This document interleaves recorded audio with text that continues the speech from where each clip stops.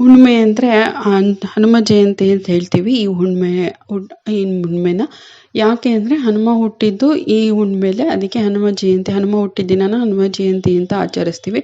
ಹನುಮ ಹುಟ್ಟಿದ್ದು ಮಂಗಳವಾರ, ಆದ್ದರಿಂದ ಈ ಸರಿ ಮಂಗಳವಾರನೇ ಹನುಮ ಜಯಂತಿ ಬಂದಿರೋದು ತುಂಬ ವಿಶೇಷ ಫಲನ ನೀಡುತ್ತೆ.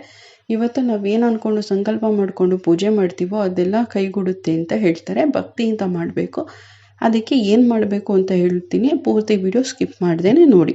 ಇವತ್ತು ದೇವಸ್ಥಾನಕ್ಕೆ ಬೆಳಿಗ್ಗೆ ಬೇಗ ಎದ್ದು ಸ್ನಾನ ಮಾಡಿ, ಕಸ ಗುಡಿಸಿ, ಮನೆ ಒರೆಸಿ ಎಲ್ಲ ಆದಮೇಲೆ ಸ್ನಾನ ಮಾಡಿ, ಇವತ್ತು ಆದಷ್ಟು ಕೆಂಪು ವಸ್ತ್ರಗಳನ್ನ ಅಂದರೆ ಕೆಂಪು ಬಟ್ಟೆಗಳನ್ನ ಧರಿಸಿದ್ರೆ ತುಂಬ ಒಳ್ಳೆಯದು. ಕೆಂಪು ಬಟ್ಟೆಯನ್ನು ಧರಿಸಿ ನೀವು ಪೂಜೆ ಮಾಡಬೇಕಾಗುತ್ತೆ, ಅಥವಾ ದೇವಸ್ಥಾನಕ್ಕೆ ಹೋಗಬೇಕಾದ್ರೂ ಕೆಂಪು ಬಟ್ಟೆ ಧರಿಸಿ ಹೋದರೆ ತುಂಬ ಒಳ್ಳೆಯದು. ಮನೇಲೆ ಆಂಜನೇಯನ ಫೋಟೋ ಇದ್ದರೆ ಆಂಜನೇಯನ ಫೋಟೋಗೆ ಸಿಂಧೂರ ಅರ್ಪಿಸಬೇಕು. ಮತ್ತು ಯಾವುದೇ ದೇವ್ರಿಗಾಗಲಿ ಹೂಗಳನ್ನ ಅರ್ಪಿಸ್ಬೇಕಾದ್ರೆ ಸ್ಮೆಲ್ಲಿರುವಂಥ, ಅಂದರೆ ಮಲ್ಲಿಗೆ ಹೂವು, ಜಾಜಿ ಹೂವು, ಆ ಥರ ಸ್ಮೆಲ್ಲಿರುವಂಥ ಹೂಗಳನ್ನ ಅರ್ಪಿಸಿದ್ರೆ ತುಂಬ ಬೇಗ ಫಲ ನೀಡುತ್ತೆ. ಆದರೆ ಈ ದೇವ್ರಿಗೆ ಕೆಂಪು ಹೂವು ಅಂದರೆ ಗುಲಾಬಿ, ದಾಸವಾಳ ಆ ಥರದ್ದನ್ನು ಅರ್ಪಿಸಿದ್ರು ತುಂಬ ಒಳ್ಳೆಯ ಫಲಗಳನ್ನ ನೀಡುತ್ತೆ. ಮತ್ತು ದೇವ್ರಿಗೆ ಸಿಂಧೂರ ಅರ್ಪಿಸಿದ್ಮೇಲೆ ಅಕ್ಷತೆ ಹಾಕಬೇಕು. ಹಣ್ಣು ಎಲ್ಲನೂ ಹಾಕಿ ತುಪ್ಪದ ದೀಪ ಹಚ್ಚಿ ನೈವೇದ್ಯವಾಗಿ ಕಡಲೆ ಹಸಿಟ್ಟಿಂದ ಮಾಡಿರೋ ಬೂಂದಿ ಅಥವಾ ಲಾಡು, ಮೋತಿಚೂರ್ ಲಡ್ಡು ಆ ಥರ ಏನಾದರೂ ಒಂದು ಸಿಹಿ ಪದಾರ್ಥಗಳನ್ನ ದೇವರಿಗೆ ಅರ್ಪಿಸಿ ಪೂಜೆ ಮಾಡಬೇಕು. ಪೂಜೆ ಮಾಡಬೇಕಾದ್ರೆ ತುಪ್ಪದ ದೀಪ ಹಚ್ಚಿ ಪೂಜೆ ಮಾಡಿ, ತುಪ್ಪದ ದೀಪ ಹಚ್ಚಿ ಗಂಧದ ಕಡ್ಡಿ, ಧೂಪ ಎಲ್ಲ ಹಾಕಿ ಮಾಡಬೇಕು. ಮತ್ತು ಇವತ್ತು ಹನುಮಾನ್ ಚಾಲೀಸಾನ ಪಠಿಸ್ಬೇಕು. ಮತ್ತು ಆಂಜನೇಯನ ಅಷ್ಟೋತ್ತರ ಶತನಾಮಾವಳಿಯನ್ನು ಹೇಳಬೇಕು. ನಿಮ್ಗೆ ಇದು ಹೇಳಕ್ಕೆ ಬರಲಿಲ್ಲ ಅಂದರೆ ದಯವಿಟ್ಟು ಕೂತ್ಕೊಂಡು ವಿಡಿಯೋಗಳು ಸಿಗುತ್ತವೆ, ಹಾಕ್ಕೊಂಡು ಕೇಳಿ. ಯಾಕಂದರೆ ಹೇಳಬೇಕಾದ್ರೆ ಮಿಸ್ಟೇಕ್ ಆದರೆ ಅದು ತಪ್ಪಾಗುತ್ತೆ. ಹಾಗಾಗಿ ಹೇಳಕ್ಕೆ ಬಂದರೆ ಹೇಳಿ, ತುಂಬ ಒಳ್ಳೆಯದು. ಆಗ ಹೇಳಕ್ಕೆ ಬರಲಿಲ್ಲ ಅಂದರೆ ಅಟ್ಲೀಸ್ಟ್ ಕೇಳಿ, ಅದು ಕೂಡ ತುಂಬ ಒಳ್ಳೆಯದಾಗುತ್ತೆ. ನೀವು ದೇವಸ್ಥಾನಕ್ಕೆ ಹೋಗ್ತಾ ಇದ್ದರೆ ಅಲ್ಲಿ ಎಳ್ಳೆಣ್ಣೆಯನ್ನು ಕೊಡಿ, ತುಂಬ ಒಳ್ಳೆಯದು. ತುಳಸಿ ಎಳ್ಳೆಣ್ಣೆಯನ್ನು ಕೊಡಿ.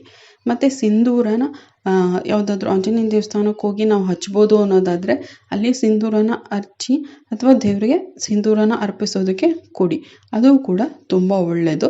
ಅಲ್ಲಿ ನೀವು ಪ್ರಸಾದ ಏನಾದರೂ ಹಂಚ್ತೀವಿ ಅಂದರೆ ಕಡಲೆ ಹಸಿಟ್ಟಿಂದ ಮಾಡಿರೋ ಪ್ರಸಾದನ ಹಂಚಿದ್ರೆ ತುಂಬ ಒಳ್ಳೆಯದಾಗುತ್ತೆ ಭಕ್ತಾದಿಗಳಿಗೆ.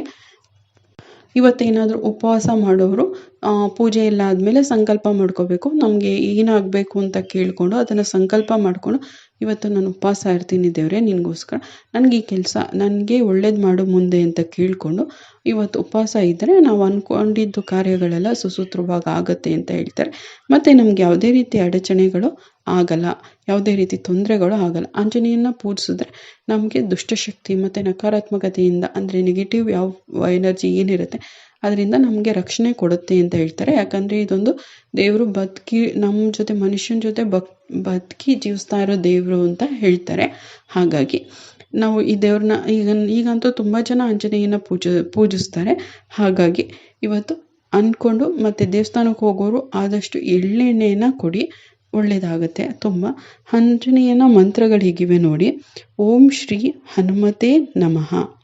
ಇನ್ನೊಂದು ಓಂ ಐಂ ಬ್ರೀಂ ಹನುಮತೆ ಶ್ರೀ ರಾಮದೂತಾಯ ನಮಃ. ಮತ್ತು ಇನ್ನೊಂದು ಓಂ ಆಂಜನೇಯಾಯ ವಿದ್ಮಹೆ ವಾಯುಪುತ್ರಾಯ ಧೀಮಹಿ ತನ್ನೋ ಹನುಮಂತ ಪ್ರಚೋದಯಾತ್.